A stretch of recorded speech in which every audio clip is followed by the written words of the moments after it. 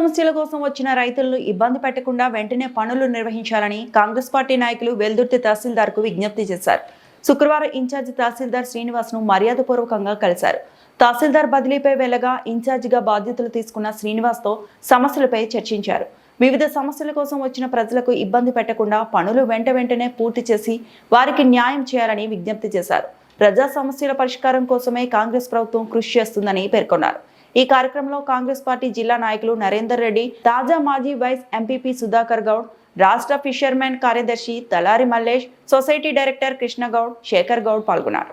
గౌరవ డిప్యూటీ తహసీల్దార్ incharge MRO గారుగా నియమితులైన సందర్భంగా ఆయనకు అభినందనలు తెలుపుతూ ఇక్కడికి గౌరవ వైస్ ఎంపీపీ సుధాకర్ గౌడ్ గారు ఎక్స్, అలాగే తలారి మల్లేష్ గారు, నరసింహారెడ్డి గారు, శేఖర్ గౌడ్ గారు, కృష్ణగౌడ్ డైరెక్టర్ గారు రావడం జరిగింది.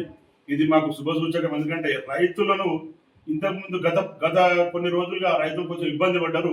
ఏదైనా చిన్న పనుల కోసం అయ్యే కార్యక్రమం ఉంటే కూడా అలా రైతులు 2 రోజులు 3 రోజులు తిప్పడం అనేది జరగవద్దు. ఇకనైనా ఇప్పటి నుంచి శ్రీనివాస్ గారు దగ్గర ఉండి ఏదైతే రైతులు వచ్చి ఇక్కడ చాలా గరీబైన పరిస్థితుల్లో వచ్చినటువంటి వాళ్ళు విద్యార్థులు కూడా ఆదాయ ధృవీకరణ పత్రం కోసం చిన్న సమస్యల కోసం వస్తుంటారు. కాబట్టి వాళ్ళందరినీ దృష్టిలో పెట్టుకొని తొందరగా అయ్యే విధంగా చేయాలని చెప్పి నేను మనస్ఫూర్తిగా కోరుతున్నాను.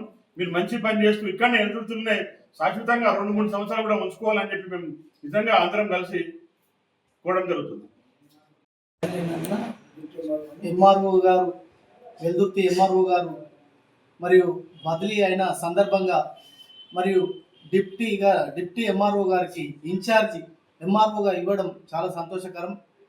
ఎందుకంటే ఆయనను ఈరోజు మర్యాదపూర్వకంగా కలుసుకొని అభినందనలు తెలపడం కొరకు మరి ఇక్కడికి ఇచ్చేసాం. మరియు ఏంటంటే ఈ కాంగ్రెస్ ప్రభుత్వం ఎన్నో సంక్షేమ పథకాలను ప్రవేశపెడుతుంది. మరియు పేద ప్రజలకు కూడా భూభారతి చట్టాన్ని ప్రతి ఒక్కరికి కూడా అందుబాటులోకి వచ్చే విధంగా ఎవరు వచ్చినా దళారులు లేకుండా ఏ పేదవారు వచ్చినా వారికి 100% వర్క్ చేయాలని చెప్పేసి నేను కోరుకుంటున్నా. మరి అదేవిధంగా విద్యార్థులు చాలామంది వచ్చారు.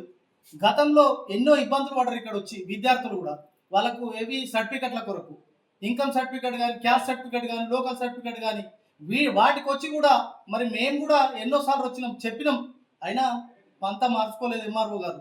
ఇప్పుడు అలా కాకుండా మరి ఎంఆర్ఓ గారిని కోరడం ఒక్కటే, గరీబోళ్ళు ఎంతో మంది వస్తారు. విద్యార్థులకు అయితే 100% ఖచ్చితంగా వాళ్ళు వచ్చిన వెంటనే పని చేయాలని చెప్పేసి. మరిన్ని అప్డేట్స్ కోసం మా ఛానల్ని సబ్స్క్రైబ్ చేయండి.